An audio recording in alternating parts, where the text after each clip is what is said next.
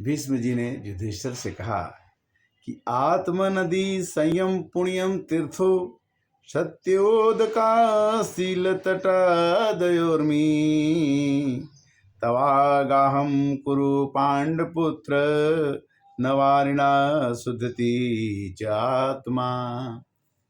भीष्म जी ने युधिष्ठिर से कहा कि हे युधिष्ठिर, हे धर्मराज, तुम आत्मा रूपी नदी में डुबकी लगाकर स्नान करो। आत्मा में स्नान करना सीखो, पानी में स्नान करने से काम नहीं चलेगा।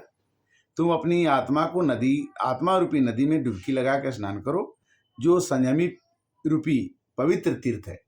यह पवित्र तीर्थ है, आत्मा ही तीर्थ है, जिसमें सत्य रूपी जल भरा हुआ है। इसमें जल है और सत्य रूपी जल है, सील रूपी उसका किनारा है। सील उसका किनारा है, उस नदी का, आत्मा का किनारा सील है, जिसमें दया रूपी लहरें उठ रही हैं।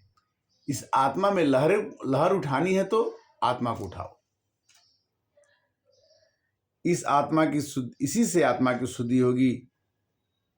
जल से आत्मा की शुद्धि नहीं हो सकती। जल से कभी भी आत्मा की शुद्धि नहीं होगी। इसलिए आत्मा नदी संपूर्ण तीर्था सत्योदका शीलता दयोर्मी तत्रावगाहम कुरु पांडपुत्र नावारिणाम शुद्धति च आत्मा।